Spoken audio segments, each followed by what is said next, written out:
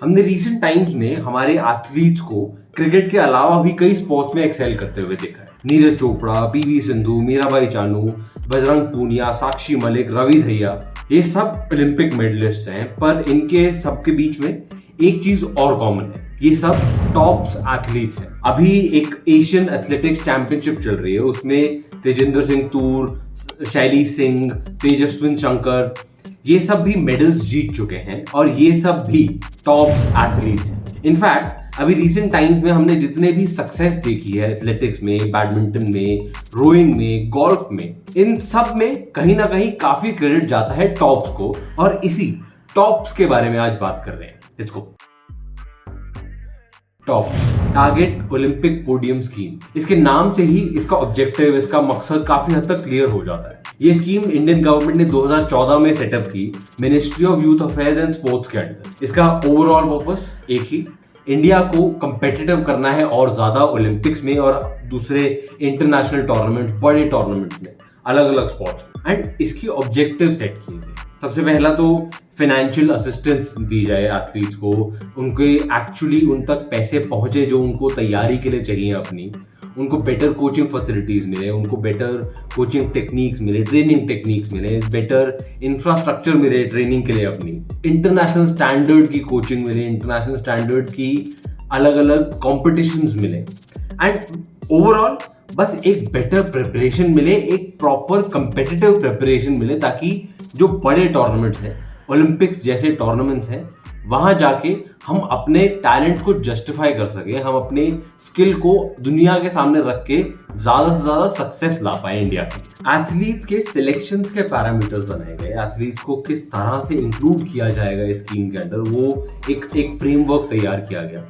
और जिन एथलीट्स को अपने परफॉर्मेंस और अपने पोटेंशियल के बेस पे सिलेक्ट किया गया, उनको तैयारी और सक्सेस के एक फास्ट ट्रैक पे डाला गया। यहाँ पे एक चीज है नोट करने वाली, ये आइडिया बहुत जेन्युइन, बहुत सॉलिड, बट यूनिक नहीं था, पहला नहीं था अपने तरीके का। इनफैक्ट इस आइडिया का बेस, इस आइडिया का एक मिलता जुलता स्ट्रक्चर तैयार हुआ 2000 ओलंपिक्स के बाद, जब इंडिया के बिलियर्ड्स लेजेंड गीत सेठी साहब ने इंडियन एथलीट्स की हालत देखी। उस टाइम पे इंडियन एथलीट्स का एक सिवियर लैक ऑफ मोटिवेशन देखा, जब उनको ये दिखा कि फंड्स इनके पास है नहीं, स्किल है बट उस स्किल को एक्चुअली हार्नेस नहीं किया जा रहा, उसकी तैयारी नहीं हो रही है बड़े टूर्नामेंट्स में एक्चुअली अच्छा परफॉर्म करने की, कोचिंग फैसिलिटीज उतनी अच्छी नहीं मिल पा रही हैं। एंड घूम फिर के बात एक नटशेल में आ जाती है, फंडिंग ढंग से नहीं मिलती है, फंडिंग अपनी जेब से निकाल कर देनी पड़ती है।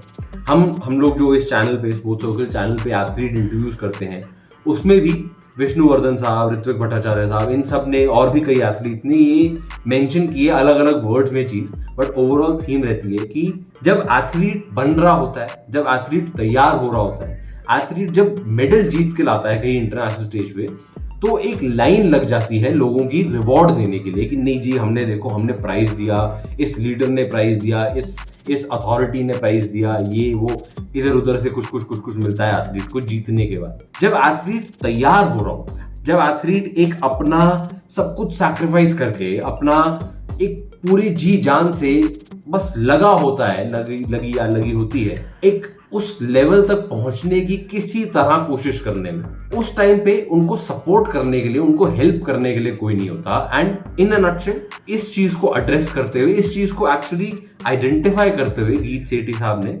कुछ कदम उठाने शुरू किए। उनके पास एक और एग्जाम्पल था, अभिनव बिंद्रा जी, जो हमारे देश के पहले ओलंपिक गोल्ड मेडलिस्ट हैं इंडिविजुअल। उनका हमने सबने देखा है कि उनको किस तरह से अपनी ट्रेनिंग के लिए, अपने वो जो गोल्ड मेडल तक जीतने के, पहुंचने के लिए, वहां तक उस पोडियम तक पहुंचने के लिए करोड़ों रुपए खर्च करने पड़े थे अपनी जेब से। नाउ अभिनव बिंद्रा जी इतने लकी थे थैंकफुली कि उनकी फैमिली इतनी सक्षम थी कि ये पूरा फंडिंग कर पाए, अपने पॉकेट से वो इस तरह की तैयारी कर पाए। बट एक चीज सोचने वाली है यहाँ पे कि कितने ही अभिनव बिंद्रा, कितने ही टैलेंटेड एथलीट हम लोग खो चुके हैं जस्ट बिकॉज उनके पास वो रिसोर्सेज नहीं थे, वो फंडिंग नहीं थी, वो सपोर्ट नहीं था कि वो अपना टैलेंट, अपना स्किल एक अच्छे मुकाम तक पहुंचा पाए, एक दुनिया को दिखा पाए, ताकि वहां से फिर कहीं ना कहीं से रिवॉर्ड मनी से फिर धीरे धीरे करके ऊपर आ पाए। तो ये एक चीज अगेन गीत सेठी साहब ने इस पूरे एक पेन पॉइंट को आइडेंटिफाई करते हुए वहां पे शुरू किया अपना एक एनजीओ ओलंपिक गोल्ड क्वेस्ट के नाम से, प्रकाश पादुकोण के साथ मिलकर। इसका आइडिया यही था कि कुछ सिलेक्टेड एथलीट्स को आइडेंटिफाई किया जाएगा, उनको अपने अंडर एक विंग में लाया जाएगा, उनकी फंडिंग को, उनकी प्रिपरेशन को, उनकी ट्रेनिंग को, सब कुछ को ढंग से बूस्ट किया जाएगा और उनको तैयार किया जाएगा, उनके चांसेस मैक्सिमाइज किए जाएंगे मेडल जीतने के। अब ऑब्वियसली इस टाइप की चीजें सोचने में और एग्जीक्यूट कर पाने में एक लंबा गैप रहता है, स्पेशली इंडिया जैसी कंट्री में, जहां पे आपको बहुत सारे लोगों को कन्विंस करना पड़ता है कि इस तरह की चीजें एक्चुअली काम कर सकती हैं। बट थैंकफुली धीरे धीरे करके वो किसी तरह ये ओलंपिक गोल्ड क्वेस्ट नाम का एनजीओ ऑफ द ग्राउंड हुआ, धीरे धीरे करके उसने काम करना शुरू किया। 2008 ओलंपिक्स के बाद, अभिनव बिंद्रा जी के गोल्ड मेडल के बाद, एंड उस ओलंपिक्स में हमने 2 और मेडल जीते थे, सुशील कुमार और विजेंद्र सिंह ने। उस ओलंपिक्स के बाद थोड़ा सा और एक अवेयरनेस हुआ ओलंपिक स्पोर्ट्स का across corporates, across the country in fact, and वहां से थोड़ा सा किक स्टार्ट मिला ओजीक्यू को, एंड धीरे धीरे ओजीक्यू ने एक्चुअली अच्छा काम करना शुरू किया। 2012 ओलंपिक्स आया एक बड़ा अचीवमेंट लेके ओजीक्यू के लिए। 2012 ओलंपिक्स में 18 एथलीट्स ओलंपिक गोल्ड क्वेस्ट से स्पॉन्सर्ड थे, एंड हम सबको मालूम है 2020 टोक्यो ओलंपिक से पहले तक 2012 ओलंपिक्स हमारा सबसे सक्सेसफुल ओलंपिक्स था। हमने 6 मेडल जीते थे उसमें। यहाँ पे जो 6 मेडल जीते थे हमने, उसमें से 4 मेडल जीतने वाले एथलीट थे ओलंपिक गोल्ड क्वेस्ट से स्पॉन्सर्ड। नाउ ये एक बहुत बड़ी चीज है और ये एक बहुत बड़ा प्रूफ ऑफ कॉन्सेप्ट था, एक प्रूफ था कि यहाँ इस तरह का आइडिया आप, ठीक है, सबको शायद ना कर पाए एक लिमिटेड कैपेसिटी में इस तरह की ऑर्गेनाइजेशन, बट अगर आप आइडेंटिफाई करते हैं, अगर आप एक्चुअली कुछ सिलेक्टेड एथलीट्स पे काम कर सकते हैं, तो ये एक आइडिया इस तरह से प्रूव हुआ 2012 ओलंपिक्स। नाउ मेरी कॉम, साइना नेहवाल, गगन नारंग और सुशील कुमार के मेडल्स, ओजीक्यू के काम को देखते हुए गवर्नमेंट इंस्पायर होना शुरू हुई और 2014 में जो नई इलेक्टेड बीजेपी गवर्नमेंट ने सितंबर 2014 में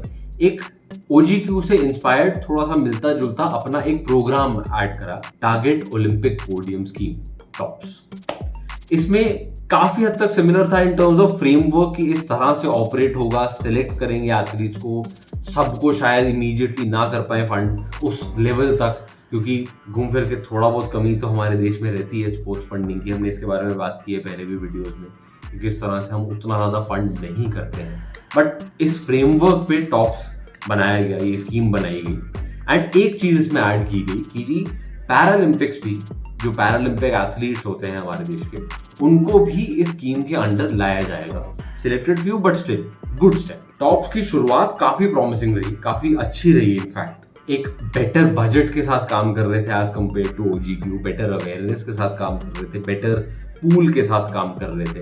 एथलीट्स को सेलेक्ट किया गया, उनको फॉरेन ट्रेनिंग अवेलेबल कराई गई, उनको फॉरेन कोचिंग अवेलेबल कराई गई, इंटरनेशनल कंपटीशन ज़्यादा से ज़्यादा खेलने का मौका मिला एथलीट्स को जो सिलेक्ट हो रखे थे स्कीम के अंडर। आपको इंडिया में भी कोचिंग का स्टैंडर्ड बढ़ता दिखा, ट्रेनिंग फैसिलिटीज बेटर करते दिखे, इंफ्रास्ट्रक्चर बेटर करते दिखा ये स्कीम के अंडर सब कुछ, एंड मंथली स्टाइपेंड मिलना शुरू हुआ एथलीट्स को 50,000 रुपए का, which is a good start to be very very honest. Overall जैसे हमने पहले बात की, प्रिपरेशन बेटर होनी शुरू हुई एथलीट्स। टॉप्स का पहला बड़ा टेस्ट आया 2016 ओलंपिक, जैसे ओजीक्यू का आया था 2012 ओलंपिक का। ओजीक्यू ने अपने पहले टेस्ट में 4 मेडल दिलाए थे देश को 6 में से। टॉप्स ने अपने पहले टेस्ट में 2016 ओलंपिक में जिताए मेडल सिर्फ 2। पीवी सिंधु को सिल्वर मेडल मिला, साक्षी मलिक को ब्रॉन्ज मेडल मिला, एंड कहीं ना कहीं जिस बजट पे ये ऑपरेट कर रहा था प्रोग्राम पूरा, जिस स्केल पे ये पूरी स्कीम को चलाया जा रहा था, उसको कंसिडर करते हुए ये एक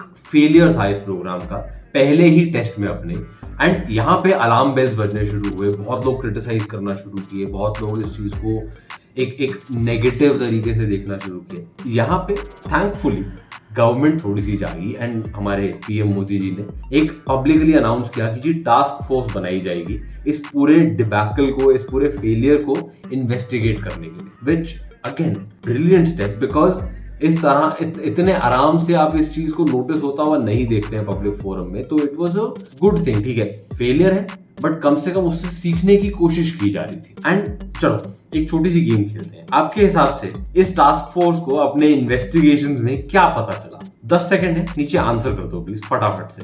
आई एम वेरी श्योर आप सबने जो आंसर लिखा है ये वही होने वाला है, एकदम करेक्ट होने वाला है। सरकारी काम था जी, पता नहीं कितने लेवल की क्लियरेंस लगी हुई थी, कितने लोगों का ईगोज इन्वॉल्व थे, हमारे ऑफिसर्स के, हमारे लीडर्स के कितने लेवल के ईगोज इन्वॉल्व थे, कितने चक्कर लगाने पड़ रहे थे एथलीट्स को अपनी फंडिंग क्लियर कराने के लिए। As expected, I am very sure जितने लोगों ने नीचे गेस किया हुआ है कमेंट्स में, सबने ये लिखा हुआ है कि सरकारी काम था, कहीं ना कहीं बीच में रुक गया होगा। यही हुआ एज एक्सपेक्टेड। टास्क फोर्स की इन्वेस्टिगेशन में ये पता चला कि जो एथलीट्स थे उन तक जो फंडिंग उनको एलोकेटेड थी, उनको प्रॉमिस थी, जो फंडिंग, जो पैसे उन तक पहुंचने चाहिए थे, वो कभी उन तक टाइम पे पहुंचे ही नहीं। एंड उससे ज्यादा परेशान करने वाली बात, जिस टाइम पे एथलीट्स को प्रिपरेशन की सबसे ज्यादा जरूरत थी, ट्रेनिंग में मेहनत करने की सबसे ज्यादा जरूरत थी, एथलीट्स उस टाइम पे बिजी थे।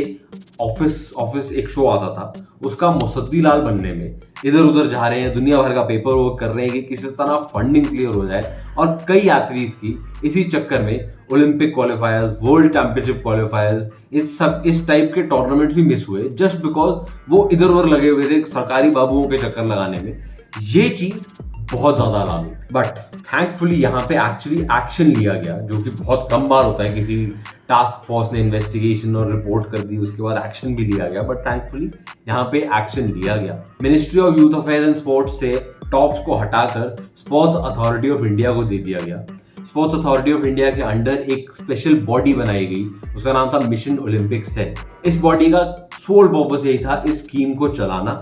इस स्कीम के सारे जो अलग अलग फैक्टर्स थे, अलग अलग पैरामीटर्स थे, अलग अलग चीजें थी और टास्क थे, वो सारे इस पर्टिकुलर बॉडी के अंडर लाके रख दिए गए, ताकि एक ही जगह से, एक ही पावर सेंटर से एक्चुअली सारा काम हो, इधर उधर चक्कर ना लगाने पड़े, अलग अलग दुनिया भर के डिपार्टमेंट्स इन्वॉल्व ना हो, अलग अलग ऑफिसर्स इन्वॉल्व ना हो। एक बॉडी, लीनियर स्ट्रक्चर, सब कुछ एकदम एक स्ट्रक्चर के अंदर काम हो रहा है। इसके जो हेड थे उनको वो director general of sports authority of India को इसका हेड बनाया गया, एंड उनके नीचे फिर सेक्रेटरी और बाकी सारे मेंबर्स, सबके strict voting rights, and all of this amounted to a very transparent and linear process. जबरदस्ती के चोचले नहीं थे, जबरदस्ती के इश्यूज नहीं थे, जबरदस्ती के ऑब्स्टिकल्स नहीं थे एथलीट्स के लिए to actually get what they needed to prepare for a big event. इस सेल ने अपना काम शुरू किया, स्पेसिफिक पैरामीटर्स बनाए गए और एथलीट्स के सिलेक्शन के लिए। कई एथलीट्स को कट भी किया गया, इस प्रोग्राम को लीन किया गया और ज्यादा टीम स्पोर्ट्स को हटाया गया इस प्रोग्राम के अंडर से। काफी क्रिटिसिज्म मिला, बट इवेंचुअली ये एक अच्छा डिसीजन प्रूव हो गया। धीरे धीरे करके आपको इस पूरे जो चेंजेस लाए गए थे, एक टेक्निकल सपोर्ट टीम भी ऐड की गई इस सेल के अंडर, जो एथलीट्स को सपोर्ट करने के लिए, हेल्प करने के लिए, उनको गाइडेंस प्रोवाइड करने के लिए बनाई गई थी। तो ये सारे स्टेप्स का धीरे धीरे करके रिजल्ट आना शुरू हुआ। एंड हमने देखा 2018 में कॉमनवेल्थ गेम्स में हमारी इंडियन कंटिजेंट ने 70 मेडल जीते, एशियन गेम्स में 69 मेडल जीते, पैरा एशियन गेम्स में 72 मेडल जीते। तो overall very good start for this particular change. ये जो मिशन ओलंपिक सेल इंट्रोड्यूस किया गया था इस पूरी स्कीम को चलाने के लिए, बहुत अच्छा स्टार्ट था इस सेल के लिए। अब मिशन ओलंपिक सेल एक्चुअली काम करता हुआ दिख रहा था। अगला बड़ा टारगेट टोक्यो ओलंपिक्स। फिर से एथलीट आइडेंटिफिकेशन स्टार्ट हुआ, स्पोर्ट आइडेंटिफिकेशन स्टार्ट हुआ। इसका मतलब जिन स्पोर्ट्स में चांसेस एक्चुअली हैं जीतने के मेडल्स, वो आइडेंटिफाई करना शुरू किया। पास्ट परफॉर्मेंसेस के बेसिस पे किस तरह के एथलीट्स हैं उस पर्टिकुलर स्पोर्ट में, किस तरह का कंपटीशन है उस पर्टिकुलर स्पोर्ट में, इन सारे फैक्टर्स को लेके स्पोर्ट आइडेंटिफिकेशन स्टार्ट किया गया। डेटा पे रिलाई करना शुरू किया इस पूरे सेटअप ने। एथलीट्स के साथ कम्युनिकेशन को और ज्यादा स्ट्रीमलाइन करना शुरू किया। एक प्रॉपर एक मैनेजर सिस्टम बिठाया गया, रिलेशनशिप मैनेजर कह लो, जो भी कह लो उसको, जो एक बफर की तरह काम करेगा एमओसी और एथलीट के बीच में। एथलीट की जो भी रिक्वेस्ट होंगी, जो भी कंसर्न होंगे, वो एमओसी तक पहुंचाएगा, एंड इन टर्न एथलीट्स के परफॉर्मेंसेस को और प्रिपरेशन को पूरी तरह से मॉनिटर करेगा, इवैल्यूएट करेगा कॉन्स्टेंटली। एंड जहां पे भी ओके, लेट्स से किसी एक पर्टिकुलर फैक्टर्स के बेस पे आपने उस एथलीट को XYZ एथलीट को आपने इंक्लूड किया है इस स्कीम के अंदर, बट वो एथलीट या फॉर व्हाटएवर रीजन इंजरी या जो भी इंजरी से अगर रिकवरी हो जाती है तो ठीक, बट अगर कोई और रीजन से उस लेवल तक परफॉर्मेंस नहीं पहुंचा पा रहे हैं फॉर अ कंसिस्टेंट पीरियड, ऐसा भी नहीं कि एक बार नहीं कर बाहर निकाल दो, बट अगर फॉर अ कंसिस्टेंट पीरियड उस टाइप का परफॉर्मेंस नहीं दे पा रहे हैं, उस लेवल तक परफॉर्म नहीं कर पा रहे, तो उसे उस प्रोग्राम से कट कर दिया जाता है। ये एक चीज ठीक है, थोड़ा सा एक डर का राज वाला हिसाब हो जाता है, बट ये चीज इंपॉर्टेंट रहती है, आपकी एक जवाबदारी इंपॉर्टेंट रहती है। आप ये जहां पे आप हमने सब ने देखा है, अलग अलग लाइफ के स्टेजेस में देखा है, अलग अलग प्रोफेशन में देखा है, जहां पे आप कंफर्टेबल हो गए, जहां पे आपको लग गया कि नहीं जी अब तो मैं सिक्योर हूं, वहां पे आप एक रिस्क डाल देते हो अपने जीवन में, अपने एक पूरे आउटलुक में। और जहां पे वो रिस्क फैक्टर आना शुरू होता है, जहां पे वो कंप्लेसेंसी फैक्टर आना शुरू होता है, नहीं जी अब तो ठीक है, क्या ही दिक्कत है, मेरे स्कीम के अंडर रेगुलर पैसे मिल रहे हैं, तैयारी हो ही रही है, देखते हैं क्या होगा, वो चीज अवॉइड करने के लिए ये एक स्टेप लेना बहुत इंपॉर्टेंट। टोक्यो ओलंपिक्स आए, हमने देखा किस तरह का परफॉर्मेंस किया इंडियन टीम ने, 7 मेडल जीते हम लोगों ने, मेजॉरिटी उसमें टॉप एथलीट्स थे। पैरालंपिक्स में हमने 19 मेडल जीते, वहां पे भी सेम सिनारियो। तो ये एक बहुत बड़ी सक्सेस थी इस पूरे प्रोग्राम के लिए, टॉप्स के लिए बहुत बड़ी सक्सेस थी, MOC नेशनल ओलंपिक सेल के लिए बहुत बड़ी सक्सेस थी, स्पोर्ट्स अथॉरिटी ऑफ इंडिया के लिए बहुत बड़ी सक्सेस थी, एंड गवर्नमेंट ऑफ इंडिया के लिए एक बड़ी सक्सेस थी, क्योंकि इस तरह का स्टेप काफी क्रिटिसिज्म में आया था, 2016 के बाद और ज्यादा क्रिटिसिज्म में आ गया था। तो यहाँ पे एक चीज थोड़ी सी प्रूव करके दिखाई कि जी ठीक है, जो गलतियां हो रही थी पहले उनसे सीखने की एक एबिलिटी रखते हैं हम लोग, तो वो एक चीज किसी भी जगह बहुत ज्यादा इंपॉर्टेंट रहती है, and that was really really good to see. And मैं ये नहीं कह रहा कि चलो बहुत ही बढ़िया है, सब कुछ बहुत सही है, ऐसा कुछ वो नहीं है, सब कुछ परफेक्ट नहीं है, बहुत चीजें एक्चुअली इंप्रूव करनी है अभी भी, बट उस डायरेक्शन में काम हो रहा है। टॉप आज की डेट में 2 ग्रुप में ऑपरेट किया जाता है, एक कोर ग्रुप और एक डेवलपमेंट ग्रुप। इसको एक तरह से वो देख लो कि एक इंडिया और एक इंडिया ए की टीम। इंडिया कोर ग्रुप में वो प्लेयर्स हैं जो रेडी हैं, आज की डेट में बिल्कुल रेडी हैं कि आप उन पे बैंक कर सकते हो कि मेडल लेके आएंगे बड़े बड़े इवेंट्स में। जो डेवलपमेंट ग्रुप है वो लेट्स से एक स्टेप पीछे, बस अभी अगले टूर्नामेंट तक तैयार हो जाएंगे शायद, वो वाला हिसाब। तो उसके अंडर आज की डेट में टॉप्स के अंडर 270 एथलीट्स हैं, जिसमें से 101 एथलीट्स हैं कोर ग्रुप में, बाकी 169 है डेवलपमेंटल ग्रुप में। 2020 में एक बहुत बड़ा क्रिटिसिज्म रह रहा था 2020 से पहले तक कि जी आप ग्रास रूट लेवल पे उतना काम नहीं कर रहे हो। 2020 में जूनियर टॉप स्कीम इंट्रोड्यूस करी गई, जिसके अंदर छोटे बच्चों को, इवन 10 से 12 साल के बच्चों को भी आइडेंटिफाई करके उनकी तैयारी में काम किया जाएगा, उनको एक्चुअली प्रिपेयर करा जाएगा। इस स्कीम का टारगेट ये है कि कुछ बच्चे 15 जो अभी शायद 15 से कम साल के होंगे, उनमें से कुछ बच्चे 2028 ओलंपिक्स तक रेडी हो जाए एक मेडल चैलेंज करने के लिए। ये भी एक बहुत इंपॉर्टेंट चीज थी जिसको अगेन फिक्स करने की कोशिश करी जा रही है, एक्चुअली इंप्रूव करने की कोशिश करी जा रही है, and that is what you can ask for, to be very fair. आप किसी से ये एक्सपेक्ट नहीं कर सकते हो कि कोई एक प्रोग्राम लॉन्च किया और इमीडिएटली सब कुछ 100% परफेक्ट हो गया, नहीं होता यार। एज लॉन्ग एज वो एक्चुअल विलिंगनेस दिख रही है, वो एक्चुअली अंदर से दिख रहा है कि जी इंप्रूव तो करना चाह रहे हैं चीजों को, कुछ जो क्रिटिसिज्म कह लो या जो फेलियर्स कह लो, उससे सीखना चाह रहे हैं, that is all what we can ask for at this point in time. ठीक है, अभी भी हम बहुत पीछे हैं, हमारा जो पर एथलीट कॉस्ट रह रहा है इन टर्म्स ऑफ प्रिपरेशन, हम कितना खर्चा कर रहे हैं एथलीट्स पे, एंड जो बाकी जो बड़े पावर हाउसेज हैं आपके चाइना USA वगैरह, उनसे बहुत पीछे हैं। कई चीजों में तो हम जमैका वगैरह से भी पीछे हैं। तो ऐसा नहीं है कि सब कुछ बहुत बढ़िया हो गया, बट एक अच्छी डायरेक्शन में चल रहे हैं हम, दैट इज गुड। एंड बाकी काम हम लोगों का भी है, आपके हमारे फैंस जैसा, कि जी इस पूरी चीज को, टॉप की बात नहीं कर रहा हूँ, एथलीट्स को इनफैक्ट जिस तरह के परफॉर्मेंसेस दे रहे हैं, अभी एशियन गेम्स आने वाले हैं, अगले साल ओलंपिक्स है, फिर से अपनी तरफ से जितना ज्यादा सपोर्ट कर सके, जितना ज्यादा उस चीज को प्रमोट कर सके वो करें, ताकि इसको और ज्यादा आईबॉल्स मिले और ज्यादा इसके बारे में बात हो। क्योंकि जितनी हम बात करेंगे, जितना इस चीज को देखा जाएगा ज्यादा, उतना ज्यादा एक बेस बनेगा इंडिया में। एक हम वीडियो करेंगे अभी आने वाले टाइम में कि किस तरह से बाकी कंट्री स्पोर्ट्स को एक वर्ल्ड में स्टैचर बढ़ाने के लिए यूज करती हैं और इंडिया उस चक्कर में उस चीज में थोड़ा सा पीछे रह जाता है। ये चीज में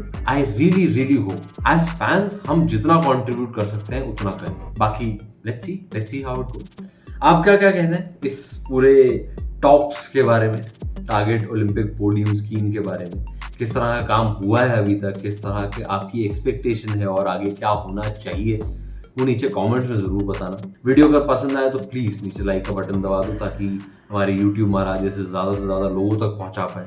एंड आप भी इसे शेयर करो जिस लोगों को आपको लगता है कि इनको इंटरेस्ट करेगा ये वीडियो, ये इन्फॉर्मेशन इंटरेस्ट करेगी। अगर इस वीडियो से कुछ वैल्यू मिली, कुछ एक्चुअल इन्फॉर्मेशन मिली आपको जो आपको अच्छी लगी हो, एंड इस तरह का अगर कंटेंट पसंद आ रहा है तो नीचे चैनल को सब्सक्राइब करना ना भूलना। बाकी मिलते हैं आपसे अगले वीडियो में।